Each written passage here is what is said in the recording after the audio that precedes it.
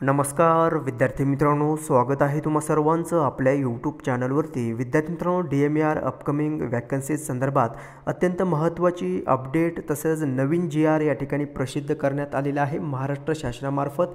पाहूयात सविस्तर या व्हिडिओमध्ये या GR मध्ये नेमकं काय सांगण्यात आलेलं आहे अपकमिंग वॅकन्सीज संदर्भात। सो व्हिडिओ शेवटपर्यंत पहा विदाउट स्किप करता, जेणेकरून तुम्हाला या GR संबंधित तसेच अपकमिंग वॅकन्सीज संबंधित योग्य माहिती भेटेल। विद्यार्थी मित्रांनो, पहा कागल जिल्हा कोल्हापूर येथे 100 विद्यार्थी प्रवेश क्षमतेचे नवीन शासकीय आयुर्वेद महाविद्यालय व संलग्नित 100 रुग्णखाटांचे आयुर्वेद रुग्णालय स्थापन करण्याबाबतचा GR या ठिकाणी प्रसिद्ध झालेला आहे। तसंच या GR मध्ये या आयुर्वेद महाविद्यालय तसेच या अंडर कोणती पदे भरली जाणार आहेत त्या पोस्टचा या ठिकाणी उल्लेख करण्यात आलेला आहे। सो आपण या व्हिडिओमध्ये तेच पाहणार आहोत, कोणत्या पोस्टकरिता या ठिकाणी रिक्रुटमेंट प्रोसेस DMAR कडून राबविण्यात येऊ शकते। ठीक आहे, वैद्यकीय शिक्षण व औषधी द्रव्य विभाग यांच्या अधिपत्याखालील जनतेला आरोग्य सेवा अत्यंत प्रभावी व प्रामाणिकपणे देण्यासाठी राज्यातील वैद्यकीय शिक्षण व औषधी द्रव्य विभाग कार्य करत असते। त्यानुसार आयुर्वेदाचा पायाभूत सिद्धांत स्वास्थ्य रक्षणम साध्य करण्याकरिता कोल्हापूर जिल्ह्यातील तालुका कागल येथे 100 विद्यार्थी प्रवेश क्षमतेचे नवीन शासकीय आयुर्वेद महाविद्यालय व संलग्नित 100 रुग्णखाटांचे आयुर्वेद रुग्णालय स्थापन करण्याबाबतची बाब शासनाच्या विचाराधीन होती आणि त्या अनुषंगाने या ठिकाणी सादर करण्यात आलेल्या प्रस्तावास दिनांक 7/8/2024 रोजीच्या मंत्रिमंडळाच्या बैठकीमध्ये मान्यता प्राप्त झालेली आहे। या मंत्रिमंडळाच्या मान्यतेनुसार किंवा त्या अनुषंगाने शासनाने खालीलप्रमाणे निर्णय घेतला आहे। आता हा निर्णय काय आहे? कागल जिल्हा कोल्हापूर येथे भारतीय चिकित्सा पद्धती राष्ट्रीय आयोग नवी दिल्ली यांच्या मान्यतेनुसार 100 विद्यार्थी प्रवेश क्षमतेचे नवीन शासकीय आयुर्वेद महाविद्यालय व संलग्नित 100 रुग्णखाटांचे आयुर्वेद रुग्णालय सुरू करण्यास शासनाची मान्यता देण्यात येत आहे। यामध्ये माननीय मंत्री वैद्यकीय शिक्षण यांच्या अध्यक्षतेखालील समितीमार्फत नवीन शासकीय आयुर्वेद महाविद्यालय व संलग्नित 100 रुग्णखाटांचे रुग्णालय यासाठी निकषानुसार त्यासाठी लागणारी जागा तसंच त्यानुसार लागणारा खर्च या ठिकाणी मेन्शन करण्यात आलेला आहे। त्यानुसार किती वॅकन्सीज या ठिकाणी कोणत्या पदांच्या भरल्या जाणार आहेत ते देखील या ठिकाणी मेन्शन करण्यात आलेलं आहे। वर्ग 1, वर्ग 2, वर्ग 3 आणि वर्ग 4। ओके, सो अशा पद्धतीने या ठिकाणी विद्यार्थी मित्रांनो पदांचा देखील या ठिकाणी उल्लेख करण्यात आलेला आहे।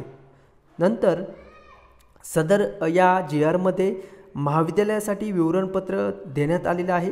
मध्ये दर्शवल्याप्रमाणे विविध संवर्गातील पदे अंदाजपत्रकीय तरतूद करून विहित मार्गाने निर्माण करण्यास व पदभरतीस परवानगी देण्यास येत आहे। ठीक आहे, सो हा जो GR या ठिकाणी आहे तो वॅकन्सीज किती या ठिकाणी भरल्या जातील त्या संबंधित या ठिकाणी दिलं गेलेले नाही। किती वॅकन्सीज निघतील हे अपकमिंग ज्या काही नोटिफिकेशन रिलीज होतील त्यामध्ये आपल्याला पाहाव्यास भेटणार आहे। आत्ताचा जो GR आहे त्यामध्ये फक्त अंदाजपत्रकीय तरतूद देण्यात आलेली आहे की जी काही पदे या ठिकाणी भरली जाणार आहेत ती पदे विहित मार्गाने निर्माण करण्यास व पदभरतीस परवानगी देण्यास येत आहे असं या ठिकाणी म्हटलेलं आहे। सो ज्या काही अपकमिंग रिक्रुटमेंट प्रोसेस होणार आहे त्याला या ठिकाणी शासनाचा निर्णय जो आहे तो परवानगी देण्यात आलेली आहे। ठीक आहे, सदर महाविद्यालयाशी संलग्नित आयुर्वेद रुग्णालयाची विवरणपत्र मध्ये दर्शवल्याप्रमाणे विविध संवर्गातील पदे हे अंदाजपत्रकीय तरतूद करून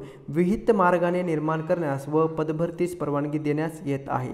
आता पहा विद्यार्थी मित्रांनो, यामध्ये तुम्ही पाहू शकता की कोणत्या वॅकन्सीज सांगण्यात आलेल्या आहेत ते। आता विवरणपत्र देण्यात आलेलं आहे, त्यामध्ये कामकाजाचा संदर्भ देण्यात आलेला आहे, किती खर्च येणार आहे, कोणत्या पदांसाठी किती खर्च, तसंच बांधकामांसाठी किती खर्च, या सर्व पदांचा खर्च या ठिकाणी मेन्शन करण्यात आलेला आहे। पहा, वर्ग 1 साठी जी काही रिक्रुटमेंट प्रोसेस होणार आहे त्यासाठी या ठिकाणी खर्च देण्यात आलेला आहे। अंदाजित खर्च आहे हा कोटीमध्ये आहे। नंतर वर्ग 1 मध्ये जर आपण विद्यार्थ्यांना पाहिले तर कोणती पदे भरली जाणार आहेत त्यामध्ये अधिष्ठाता आहे, प्राध्यापक आहे, सहयोगी प्राध्यापक असणार आहे, मुख्य प्रशासकीय अधिकारी असेल।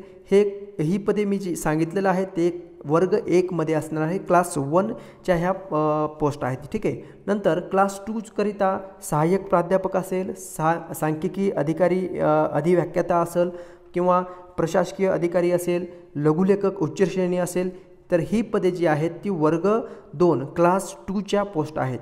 ओके. आणि वर्ग 3 मध्ये कोणती पदे भरली जाणार आहेत? त्यामध्ये ग्रंथपाल असेल, अधीक्षक, सहाय्यक ग्रंथपाल, समाजसेवा अधीक्षक असणार आहे, रोखपाल असणार आहे, वरिष्ठ सहाय्यक असणार आहे. ही पदे जी आहेत ती वर्ग 3 मध्ये भरली जाणार आहेत. नंतर वर्ग 4चं आपण जर पाहिलं विद्यार्थी मित्रांनो, हे वर्ग 4 जे काही रिक्रुटमेंट होणार आहे ती बाह्य यंत्रणेद्वारे होणार आहे. अर्थात हे कॉन्ट्रॅक्च्युअल बेसवर असणार आहे वर्ग 4. ओके. सो वर्ग 4 मध्ये पहा कोणती पदे येतील? छायाचित्रकार आहे, सहाय्यक ग्रंथपाल असेल, तसंच कनिष्ठ लिपिक, ECG तंत्रज्ञ असेल, क्षकिरण तंत्रज्ञ, प्रयोगशाळा सहाय्यक, लॅबोरेटरी असिस्टंट. सो ही पदे जी आहेत ते वर्ग 4 कंत्राटी स्वरूपामध्ये बाह्य यंत्रणेद्वारे या ठिकाणी ही भरली जाणार आहेत. नंतर अर्धवेळ विशेषतज्ञ हे देखील पद या ठिकाणी भरलं जाणार आहे. विद्यावेतनाची पदे आंतरवासी प्रशिक्षणासाठी हे पद देखील या ठिकाणी भरलं जाणार आहे. ओके. सो अशा पद्धतीने हे विवरणपत्र देण्यात आलेलं आहे. आता विवरणपत्र ब मध्ये पहा, यामध्ये आवश्यकतेनुसार या ठिकाणी वर्गनुसार पदे आणि खर्च देण्यात आलेला आहे. ठीक आहे. अंदाजित खर्च आहे हा.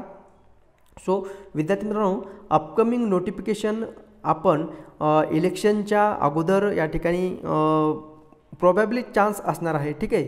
सो हे डिपेंड आहे आपल्या शासनावरती कधी या रिगार्डिंग रिक्रुटमेंट रिगार्डिंग नोटिफिकेशन प्रसिद्ध करते ते. ठीक आहे. सो पहा, यामध्ये विवरणपत्र क मध्ये इमारतीच्या या ठिकाणी बांधकाम रिलेटेड माहिती देण्यात आलेली आहे. तसंच वसतिगृह रिलेटेड किती वॅकन्सीज या ठिकाणी असणार आहे त्या संबंधित. ठीक आहे. सो विद्यार्थी मित्रांनो, अशा पद्धतीने हे GR प्रसिद्ध करण्यात आलेले आहे. अपकमिंग रिक्रुटमेंट संदर्भाचं आहे. सो जर तुम्हाला हे GR समजलेलं असेल तर आपल्या चॅनलला लाईक जरूर करायचं आहे. आणि नवीन जर तुम्ही चॅनल पाहत असाल तर विद्यार्थी मित्रांनो, आपल्या चॅनलला सबस्क्राईब जरूर करायचं आहे. कारण DMI रिलेटेड ज्या काही अपकमिंग भरती आहेत किंवा प्रिव्हियस जी भरती झालेली आहे त्या संबंधित आपण तुमच्यापर्यंत वेळोवेळी ज्या काही अपडेट येत होत्या त्या पोहोचवण्याचा प्रयत्न केलेला आहे. भेटूयात नेक्स्ट अपडेट घेऊन नवीन व्हिडिओमध्ये. धन्यवाद.